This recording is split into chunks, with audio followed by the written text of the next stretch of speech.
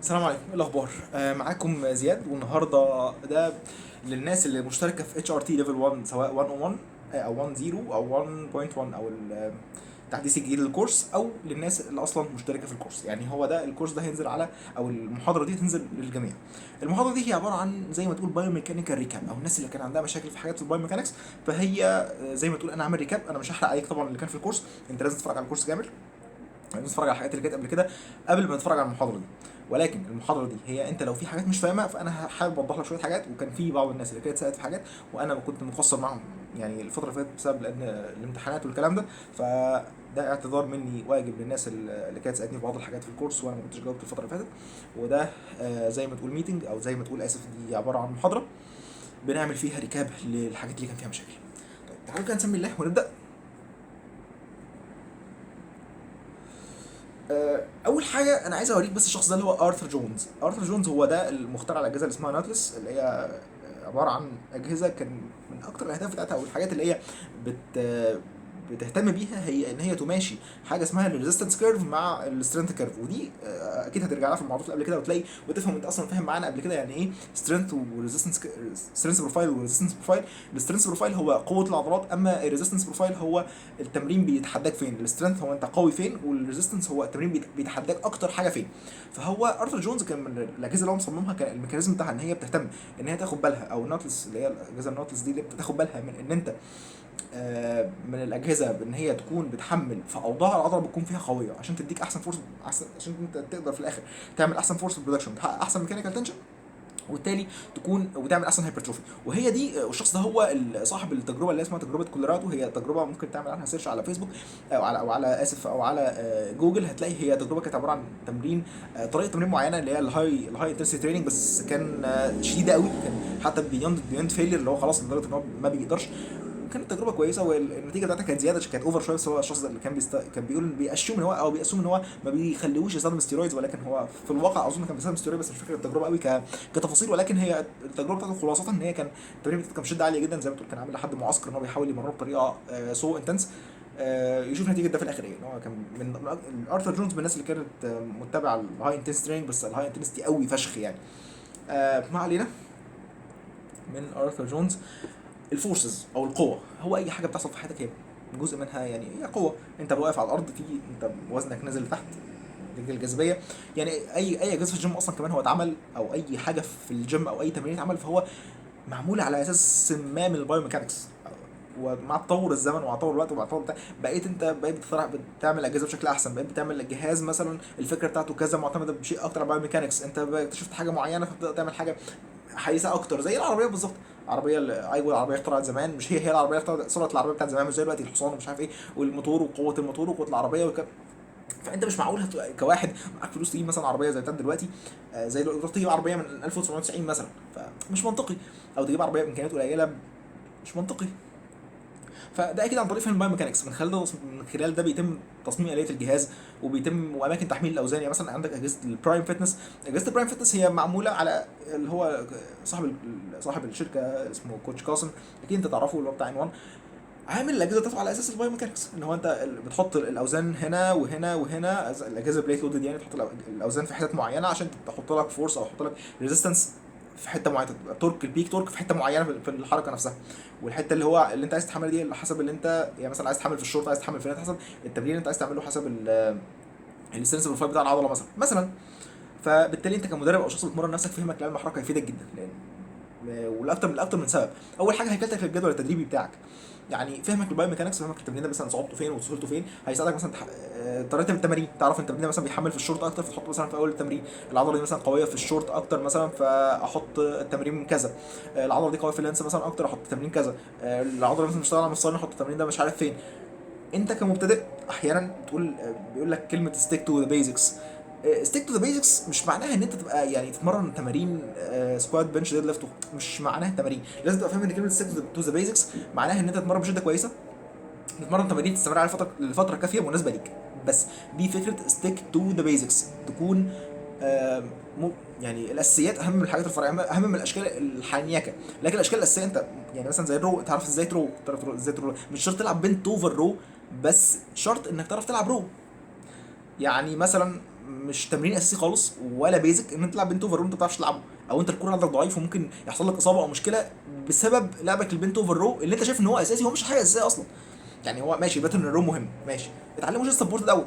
وده على فكره جزء من الموتور ليرنينج، ساعات احيانا بيكون ان انت تعمل الحركه ريجريزد شويه عشان تبدا تعرف تعملها نون ريجريزد. مثلا شخص ظهره ضعيف، الباي ضعيف، الكور ضعيف، وجاي راح يلعب بنت اوفر رو، انت متخيل حرفيا شكل الحركه هيبقى عامل ازاي؟ حتى لو استمر عليها، والله لو استمر عليها ايه، جزء من الفوليوم، جزء من الفتيج، وهو مهتم، والمدرب بتاعه مثلا او الشخص بتاعه ما اهتمش بالتفاصيل، حرفيا المتدرب ده مش هيتحسن. مش هيتحسن تمام، الحركه هتتحسن يعني مع الوقت، بس مش هتبقى بنفس الافشنسي بتاعت الراجل اللي اخد باله من تفاصيل معينه، تفاصيل ان هو يلعب مثلا التمرين ده بشكل ريجريسد شويه، او بتمارين تانية زي ما تقول كومبلمنتري او اكسسوري، او تمارين ان هي تكمله الحركه، او تمارين تخليه يساعده ان هي يوفركم الاجزاء الضعيفه من الحركه. بس ده جزء كبير جدا من الايه، من حته هيكله الجدول التدريبي. البناء العضلي، فهمك لاختيار التمارين طبعا ده وش هيساعدك، يعني في البناء لو انت هدفك البناء العضلي او الهايبرتروفي، فهمك لاختيار التمارين وفهمك للتمرين ده محتاج ايه، و... وانك تكون ذكي شويه في اختيار تمارينك وترتيب تمارينك، حرفيا ده هيساعدك جدا جدا جدا. يعني سواء انك تعمل مثلا ايه، تحط نفسك بيئه ستابلايزد، وانت نفسك كمان تقدر تتعلم ازاي تكون انترنالي ستابلايزد. فهمك للتمرين والبايو ميكانكس هيساعدك كتير جدا جدا جدا جدا. تفرقتك ما بين الاجهزه الكويسه والاجهزه اللي مش مناسبه ليك كشخص. يعني الاجهزه ساعات احيانا بتكون في اجهزه ريجيد، في اجهزه بتسمح لك بقدر من الفاريابيلتي انك تغير مثلا ارتفاع الكرسي، مش عارف ايه بتاع الدراعات عشان يكون مناسب ليك كشخص. لكن في اجهزه فعلا انت مهما تشقلب مش هتعرف تخليها مناسبه ليك. في ناس فعلا الهيكل بتاعها مش مناسب لبعض الاجهزه. طريقه استعدادك للتمرين او السيت اب، فهمك للبايو ميكانكس هيخليك تعرف تتمرن تمرين باداء كويس، حتى لو كان تمرين بيزك، حتى لو بتقول للناس تيك تو ذا بيزكس، بس فهمك للتمرين او فهمك للبايو ميكانكس هيساعدك توبتمايز هيساعدك توبتمايز الايه، الاداء بتاعك. مثلا انت مثلا كشخص بتلعب سكوات، حاطط الانديفيديوال فاريابيلتي بتاعتك، او انت طولك كشخص مثلا مش مخليك مثلا مش عارف ايه تلعب هاي بار مثلا، انا بدي ابسط مثال، مش عارف تلعب هاي بار، وبتيجي تلعب مثلا بتقع لقدام، انت مش فاهم، انت شخص مش عارف بايو ميكانكس، مش فاهم حاجه. ولكن ما صورت نفسك وبدات تشوف نفسك، لا بقيت انت فاهم، او بدات تحس ان انت بتقع لقدام ليه. انت البار مثلا محطوط هنا فمش عند السنتر اوف فود، فانا بقع لقدام. بيزك بايو ميكانكس خالص. فطبعا بكل بساطه انك محتاج تغير السيستم بتاعك. تمرين مثلا زي الروز، الهامر سترينث رو، او بنت اوفر رو يا سيدي. بتلعبه مثلا وحاسس ان هو بيحمل قوي على الباي، مش عارف ليه. مجرد ما تبص على الاداء بتحس ان انت بتلعب مثلا تاني دراعك قوي، تلعب مثلا كده تسحب كده، فحرفيا هو عامل تورك على الباي. الباي هي اللي بتقوم الوزن، مش ظهرك، فبالتالي ده من فوائد التانية للبايو ميكانكس. هتقدر تفهم غلطاتك هتقدر تفهم غلطاتك في اداء حركه معينه، وتشوف المناسب ليك بشكل اسرع، وده اللي كنت بتكلم فيه. تورك ايكوال فورس اوف مومنت ارم. التورك او عزم الدوران هو زي ما بنقول اي قوه محركه بتعمل دوران حوالين مفصل معين، اي مفصله معينه بيحصل حواليها. يعني مثلا عندي الكوع، هو مثلا الباي بتعمل حواليه عزم دوران، التراي اهي بتعمل حوالين الكوع عزم دوران، اللي هي تخلي العظمه دي يحصل عليها دوران حوالين المفصل ده. يعني لو تخلينا دي نقطه ثابته اهي تلف حواليه. مثلا انت بتلعب ديد ليفت مثلا، وشايل الوزن بيسحبك لتحت، فبيعمل عزم دوران حوالين الهب، البار بيشدك لتحت. كذلك الامر في السكوات مثلا. كذلك الامر في السكوات مثلا، انت السكوات انت شايل البار على ظهرك، الوزن نزلك لتحت، فده مثلا الهاك سكوات، انت شايله كده بطريقه معينه وبياخدك في مسار معين، بيعمل عزم دوران حوالين مفاصلك، والعضلات بتوفر كام عزم الدوران ده. العضلات مش عضله واحده، يبقى صعبه قوي قوي قوي اقول ان انا مثلا هحسب الفوليوم السكوات للرجلين بس، او للكوادز بس. لا، هي الكوادز والجلوتس وحتى الكور بتاعك شغال، فده بيحط عليك سيستم. ده اللي من اكتر الحاجات اللي تخليك تقدر تعرف تحط يعني ايه، تبقى انت عارف التمرين سيستمك فتيجي على اي اساس. حتى تمرين على فكره، تمرين العزل، يعني مثلا تمرين زي الليج ستنشن، انت فاكر ان انت بتشغل الكوادز بس؟ لا، انت حرفيا انت قاعد بتثبت نفسك بدراعك او بايدك، بتثبت نفسك بالكور بتاعك، بتثبت نفسك بتحاول تثبت الفيمر بشكل ما على الباد او على الجهاز عشان تقدر تحرك البتاع تحرك الجهاز في بيئه ستابلايزد كويسه، تقدر تنتج فرصه معينه، مش عمال تتمرجح. هو ده بيحط سيستم فتيج معين. ف فزي ما قلنا كده عزم الدوران، كل ده جسمي بيرد عليه زي ما قلنا من جوه، مبدا حركه مبدا لكل فعل رد فعل مساوي في المقدار ضد الاتجاه. انا شايل مثلا بار بلعب باي، البار بينزل الكوع تحت، بيعمل عزم دوران حوالين الكوع، بيوديه في اكستنشن، ولكن انا الباي بتعمل عزم دوران بتوديه في ايه، في فليكشن. سيم برنسبل، او نفس، انت فاهم المبدا يعني، انت معايا اون تراك. حلو. بالتالي العضلات الموجوده حوالين المفاصل بتعمل عزم حوالين كل مفصل عشان توفر كم المؤثر الخارجي، الا وهو الوزن اللي احنا بنشيله، او التمرين اللي احنا بنعمله.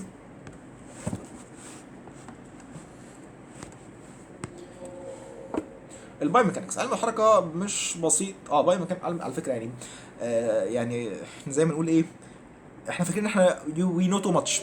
يعني انا كنت فاكر ان انا اي نو تو ماتش، ولكن ايه، زي ما تقول اي دونت نو تو ماتش. هو انت البيزك بايو ميكانكس السلام، عشان التمارين دي هي مجرد بيزكس وسط بحر حرفيا. انت لو حبيت تدخل في بحر بايو ميكانكس انت هتوه توهان. انا عايز اقول لك ان حرفيا انت ممكن ما تعرفش تنام.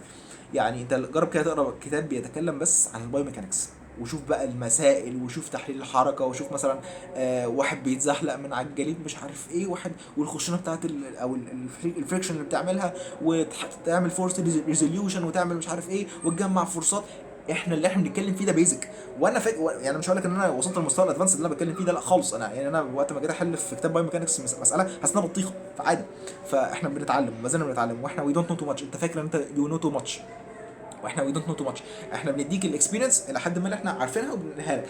لو في تطور هننقله لك، ولكن ده اللي احنا محتاجينه الى حد ما. يعني انت كشخص عايز تحسن تزود عضلاتك وتحسن من ادائك في الجيم، او شخص بيروح الجيم حتى لو كان تمرينه لحد ما سبيسيفيك، او هو بيلعب رياضه ثانيه مثلا معينه، فهمه البايو ميكانكس في الاجهزه وكده مش هيزيد كتير عن اللي احنا بنقوله، او ممكن ما يزيدش اصلا عن اللي احنا بنقوله. حتى ممكن يكون اللي بنقوله كتير على بعض. فمحدش كبير على العلم يعني. رغينا كتير قوي. فاكر انت حوار التفاحه بتاعت نيوتن وبعدين بقى استاتيكا والديناميكا بتاع تانية ثانوي وتالتة ثانوي والجو ده. عارف انت عجلة الجاذبية اللي بتكون 9 و8 اللي بنقول هي تقريبا 10. وعشان كده الشخص مثلا وزنه على الارض، او وزنه على الارض غير وزنه على القمر مثلا، نقدر نقول اللي هو الفورس بتاعته على زي ما تقول ايه، محصله الويت بتاعه على الويت على الارض غير الويت على على القمر، عشان اللي احنا بنحسبه بيه هو الماس. حوارات تانية وثالثه ثانوي دي مش عايز ارجع لها عشان كانت تروما في حياتي اصلا. المهم من هنا عرفنا ان القوه او الفورس بتتقاس بالنيوتن، او الويت بتتقاس بالنيوتن، والنيوتن بيساوي الماس في الاكسلريشن، او الماس او اللي هو الكتله في عجله الدوران. بيتقاس بالنيوتن. حلو الكلام. بعد كده عرفنا ان في حاجه اسمها خط المقاومه او لاين اوف فورسز. احنا نسينا نقول بس ان في حاجه اسمها المومنت ار، وهو عزم الدوران. المومنت ار هو اقرب خط عمودي ما بين محور الدوران وما بين اللاين اوف فورس. اللاين اوف فورس هو عباره عن خط المقاومه. يعني مثلا انا شايل وزن وبسيبه كده، يعني مثلا انا ماسك الترايبود ده كده وشلته، فاللاين اوف فورس بتاعه لتحت، حاجه نازله تحت. على العكس مثلا لما ما انا كابل بشده كده، فالكابل لو سبته هيروح كده، فالكابل بيكون اتجاه حركته مختلف. في مثلا يكون معانا اكتر من فورس، ساعتها بنقدر نعمل فورس ريزوليوشن عشان نقدر في الاخر، او نجمع الفورسات عشان في الاخر نجمع او نطلع ريزلتنت فورس. وده اللي كنا شرحناه في الهاك سكوات. يعني لو رجعت للبول سكوات والهاك سكوات اللي كانت في اللور بادي، هتلاقي ان احنا شرحنا فكره الفورس سبميشن والفورس ريزوليوشن، انك تطلع من الاخر ايه، محصله القوه. فوجود اكتر من قوه مع بعض ممكن يخلق قوه ثالثه، هو ريزلتنت فورس او القوه المحصله. ولازم تكون فاكر معايا او اعرف معايا ان في فرق ما بين الانترنال فورس والاكسترنال فورس، او القوه الداخليه والقوه الخارجيه. القوه الداخليه هي القوه اللي عضلاتك بتعملها عشان تاوفر كم الوزن. القوه الداخليه هي القوه اللي عضلاتك بتعملها عشان تقدر تاوفر كم الوزن. اما الاكسترنال فورس او القوه الخارجيه او الاكسترنال تورك هو عباره عن العزوم الخارجيه اللي بتتم عن طريق الاجهزه او عن طريق الاوزان اللي بنشيلها عشان تعمل عزم دوران حوالين مفصل معين عندنا. يعني لازم تكون عارف ان عضلاتك بتعمل تورك حوالين المفاصل، والاوزان والتمارين اللي بنعملها بتعمل تورك برضه حوالين المفاصل، بس ده داخلي وده خارجي. اللي جوه تو اوفركم الاكسترنال، الداخلي تو اوفركم الاكسترنال. فاهم؟ ارجع كده للمحاضره اللي شرحنا فيها الهاك والهاك سكوات. هتلاقي ان احنا قلنا توزيع القوه قدر الامكان. في الاخر يعني في الاخر زي ما قلت لك احنا فهمنا في الاخر يعني ايه بيكون محصول القوه اصلا، ويكون شكلها عامل ازاي. فاحنا نرجع لمرجوعنا، لازم تكون عارف الفرق ما بين عزم الدوران الداخلي والخارجي. عزم الدوران الخارجي هو عزم الدوران اللي بيعمله جهاز معين، اما عزم الدوران الداخلي هو الانترنال تورك، هو عباره عن العزم اللي جسمك بيعمله او عضلاتك بتعمله حوالين المفصل عشان يتم تحريك وزن معين او شيء معين، اللي هو to overcome the external torque. الانترنال تورك is done to overcome the external torque. ماشي.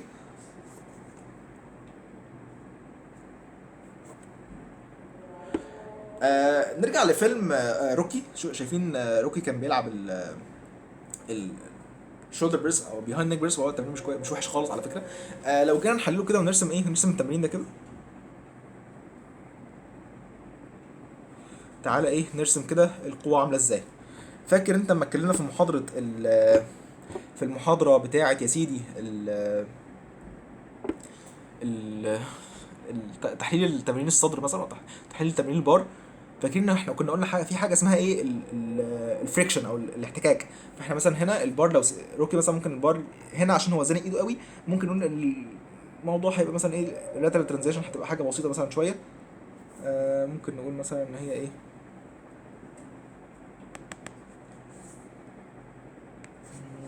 كده مثلا. ونقول مثلا رد فعلها هيكون الناحيه التانيه.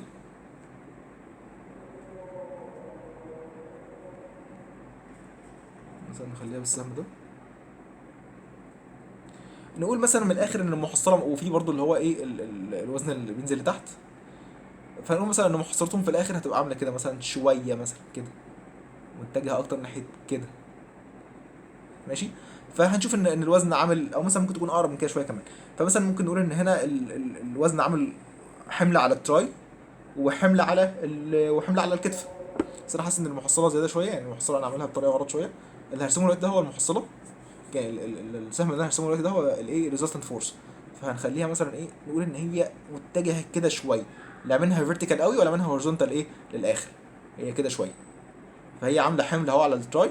لو جينا نرسم هنا مومنت ارم، وانا من ضمن التاسكات اللي عايزك تعملها انك ترجع تحليل التمارين دي تاني، ترسم لي المومنت ارم. انا مش هرسم مش هرسم هنا المومنت ارم. انا عايزك ترسمه وتبعته على ايه، على بي دي اف، او تبعته على ليا انا دكتور محمد، ونشوف كده نحلل مع بعض. هنا اللاترال ريزيس نفس الكلام، احلله وقول لي. بس هو هنا شوف ان هو تاني كوع عشان يقرب شويه الايه، الوزن. قرب كوع شويه كده عشان يقرب الوزن شويه، وعشان يقلل الحمل اللي محطوط على كتفه. لو مثلا الوزن ممكن يكون تقيل عليه، فهو يبدا يقلل، يتني دراعه عشان يقلل الايه، الوزن اللي محطوط، او اللي هو شايله يعني.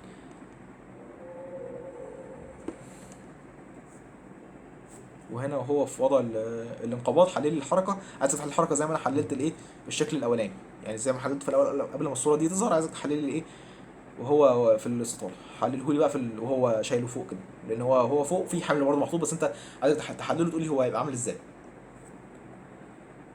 واحده كمان والنبي، انا عارفك روكي النهارده، فهو هنا بيلعب سكوات. هنلاقي ان هو الوزن هو نتيجه تغير الوزن، او تغير انحراف الوزن على ظهره.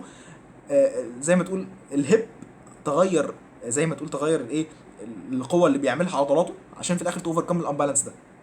فاهم قصدي؟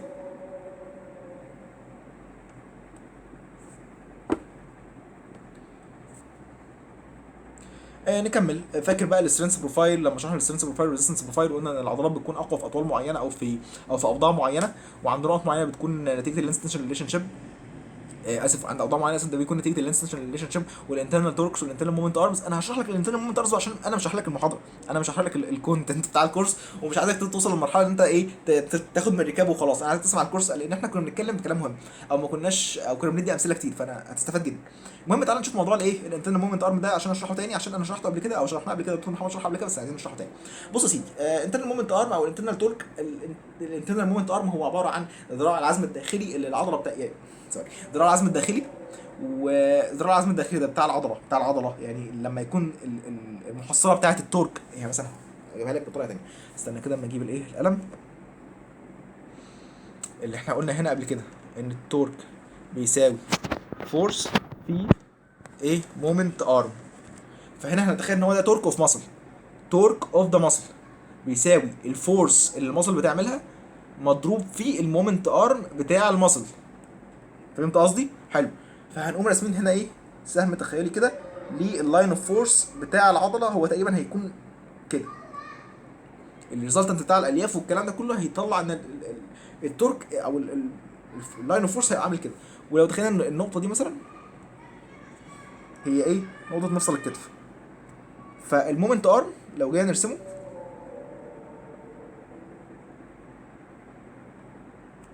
هيبقى كده تقريبا. والعكس بقى، لأن كتفك مفروض كده. لو جيت تتخيل ان انت كتفك مفروض كده وعملت لاين اوف فورس، هتلاقي الانترنال مومنت ارم بتاع العضله في وضعيه الانقباض قليل.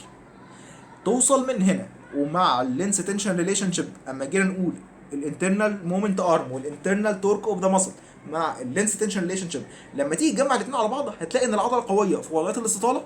حلو. فبالتالي لما تيجي تعوز تختار تمرين، تختار تمرين بيحمل اكتر في وضعيه الاستطاله للعضله دي، لان العضله دي قويه والانترنال مومنت ارم بتاعها قوي تحت. فانت هل لو انت اتمرنت عايز اسال الموضوع، هل لو انت اتمرنت تمرين وبقى بيحمل في وضعيه الانقباض غلط؟ لا، انت عايز تكون قوي اصلا في جميع الفرنجات، وفي رنجات هتحسنك في رنجات تانية. يعني دمبل لاترال ريزس مش وحش، وده مش ترويج للكيبل لاترال ريز او الكيبل اتريست هايت لاترال ريز، لا مش كده خالص. الموضوع فيما معناه بس ان انت ايه، مثلا زي ما تقول ايه، آه يعني مثلا لو هنقارن شخصين، شخص بيلعب الكيبل لاترال ريز تريست هايت مش للفشل، وشخص تاني بيلعب الدمبل لاترال ريزز وبيوصل للفشل، مين فيهم هيوصل للنتيجه احسن؟ اللي بيوصل للفشل او بيقرب منه. بس هي دي، ذاتس ذا جيم. انت بتوبتمايز باختيار التمارين، ولكن البيزكس بقى اللي كنت بقول لك عليها من الاول، البيزكس اللي كنت بقول لك عليها من الاول اللي هي ايه؟ البيزكس اللي هي تلعب شده كويسه، تختار تمارين كويس مناسب ليك، بتحاول تتعلم الباترن الاصعب، ولكن ما تروحلهاش مره واحده وانت مش عارف تعملها بس، وتمرس ايه، واثبت على نفس الجدول لمده طويله. بس البيزكس مش معناها انك تلعب بنت اوفر رو، البيزكس مع ولا سكوات ولا ديدلت، البيزكس ان انت تتعلم تتمرن الباترن صح، وتشوف النقطه الضعف بتاعتك فين، تعرف يعني ايه فوليوم، تعرف يعني ايه شده، تستمر عليهم فتره، تستمر على باترنز معين، الباترن المعين انت ماشي عليه ده فتره، تتحسن فيه. بس ده البيزكس، ده البيزكس كمان التغذيه، دي البيزكس. يعني ايه كالوريز، يعني ايه ماكروز، يعني ايه مايكروز، تستمر على والالياف، تستمر على دنيتك، تستمر على اللي انت عامله فتره طويله. ستيك تو ذا بيزكس فتره طويله. بس بيزكس مش معناها تمارين، البيزكس مش معناها اختيار، في اختيار تمارين محنك بزياده، وده مش انت مش مطالب بيه، بس انت مطالب تعمل المناسب ليك، زي ما تقول كده اعمل الصح. والصح انت على فكره، يعني انا مش عايز اقول لك ان الصح صعب، انت الصح على فكره يبقى عندك يعني الكورسات، انتشار المحتوى الكويس، انتشار حاجات كتير عندك بقت موجوده من خلالها تقدر توصل للبيزكس يعني ايه، او تقدر توصل للصح يعني ايه. انت الموضوع ما عادش صعب زي زمان، يعني يعني زمان كان اصعب. بس اللي بعده ننتقل لشويه امثله تانية.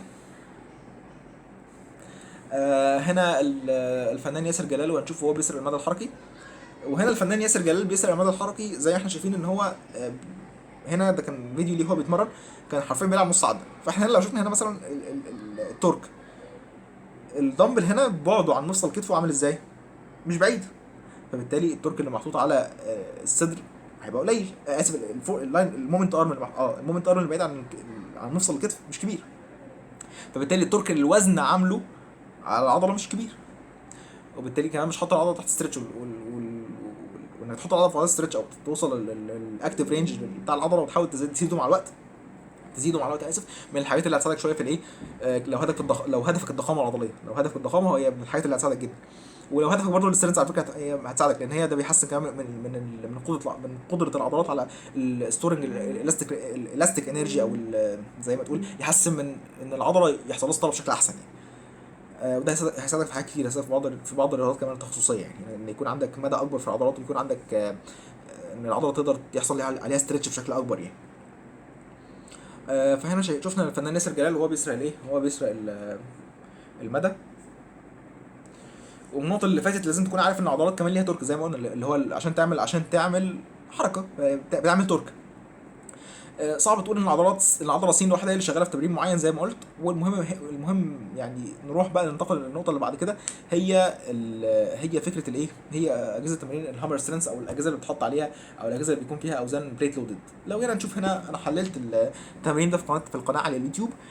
شوف هنا مثلا، هنا في وضعيات الاسطاله ووضعيات الانقباض. لو جينا نشوف هنا وضعيات الاسطاله، يعني لو جينا نشوف هنا آه، وضعية الاسطالة مثلا، وشفنا هنا الوزن، نقطة الوزن هنا، وشفنا بعدها عن النقطة دي، وشفنا بعد النقطة دي عن النقطة دي، هنلاقي ان بعد النقطة هنا، يعني هنا اكبر. اكتب هنا اكبر، هتلاقي بعد النقطة هنا اكبر، فبالتالي التورك اللي الوزن حطه بقى اعلى. فهمت قصدي؟ التورك اللي الوزن بقى حطه بقى اعلى، فبالتالي التمرين ده بيحمل فقرات الانقباض اللي هو انت عامل كده. نقطة تانية، ده يعتبر من الايه، يعتبر كل ما الوزن قرب من الهاند اللي انت بتلعبها كل ما بقى اصعب سيكه. يعني كل ما الوزن قرب من الهاند اللي انت بتلعب بيها بقى اصعب سيكه، لانه بيبعد عن المفصله اكتر. يعني مثلا لو الوزن قرب من دراعك سيكه، فعشان كده ممكن يكون بعض الجيمات او بعض الاماكن بتلاقي مثلا فيها نفس الجهاز، بس جهاز مثلا مكان السطح مختلف، او مكان وضع الاوزان مختلف عن جهاز تاني. فتلاقي مثلا جهاز بتشيل فيه مثلا 40 كيلو مثلا، وفي مكان تاني بتشيل مثلا فيه 20 كيلو، فانت تستغرب ليه الفرق ده.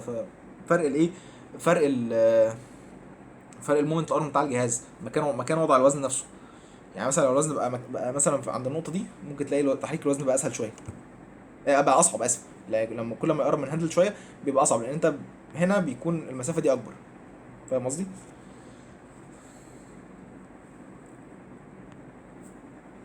والفيديو ده انا كنت عملته على اليوتيوب، وكنت حللت فيه ايه الاجهزه اللي بتكون البليت لودد يعني. الميدز رو اهو، لو تخيل ان دي مفصله،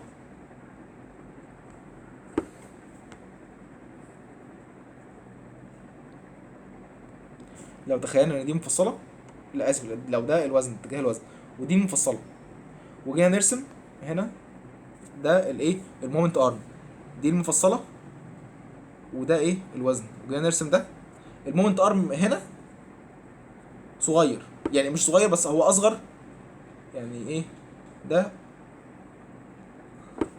اصغر. ايه اللي انا بعمله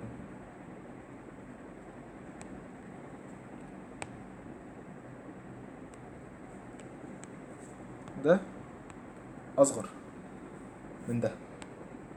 يعني ده معناه ان التمرين ده بيحمل في وضعيه الاستطاله اكتر، يعني التمرين اتقل في وضعيه الاستطاله، لان انت في الظهر لما بتكون منقبض بتكون العضلات اضعف، فبالتالي بيخف الوزن سيكه وانت طالع، وبيتقل تاني وانت نازل. فده من ضمن الادفانتجز بتاعت الايه ميدوز رو. يعني ده معناه ان انت ممكن تكون بذكاء، او انت بتختار التمارين اهو. لو انت شخص بتتمرن في البيت ببار ودمبل، انت ممكن تعمل تمارين محنكه او تمارين مش محنكه، تمارين باي ميكانيكس ساعتها تديك ادفانتج وانت في البيت. انا كنت بعمل كده، كنت بستخدم ميدوز رو ده كتير جدا.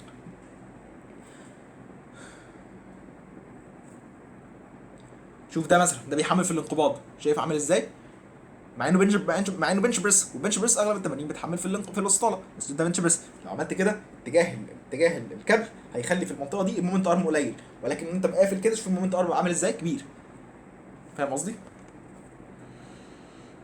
وبعدك وقربك يعني من ضمن اكتر الحاجات اللي ممكن تستفاد منها وانت بتصور، ان انت تفهم ان انت بعدك وقربك عن الجهاز، وانت وشك او ظهرك للجهاز ممكن يفرق في بروفايل الجهاز اصلا. يعني مثلا شوف هنا، وانت وشك للجهاز فده بيحمل في وضعيه الانقباض اكتر، وانت ظهرك للجهاز بيحمل في وضعيه الاستطاله اكتر. بعدك وقربك عن الجهاز كذلك ممكن يفرق. فدي من الحاجات المهمه اللي لازم تكون اخد بالك منها، او ان انت بتفهم باي ميكانكس، هتلاقي الدنيا معاك بدأ احسن شويه في اختيار التمارين، في تحليل التمارين. مش هقول لك من يوم وليله، هو هياخد وقت. واحنا موجودين معاكم في الكورس عشان كده، يعني احنا موجودين معاكم اول باول عشان اي حاجه تقف معاكم في الكورس نكون احنا يعني زي ما بنقول ايه، نساعدكم في حاجه زي كده، نوصل في الاخر ان احنا بنوصل لبوينت كويسه في ان انت تتعلم حاجه تقدر تطبقها بعد كده على ارض الواقع. والتطبيق ده مش بيجي من يوم وليله، بيحتاج تراكنج وبيحتاج وقت. انا عايزك تحلل التمارين دي التمارين دول وتبعتهم لي على، او تبعتهم لي انا او دكتور محمد على على انستجرام او على واتساب. وتشوف تقول لي التمارين دول بيحملوا فين، كل تمرين من دول بيحمل فين. وحل التمارين اللي كانت موجوده هنا تاني. وان شاء الله بمزيد من الهوم ووركس وبمزيد من التاسكات ومزيد من الامتحانات هنحطها في الكورس عشان تجاوبوا عليها اول باول. والسلام عليكم.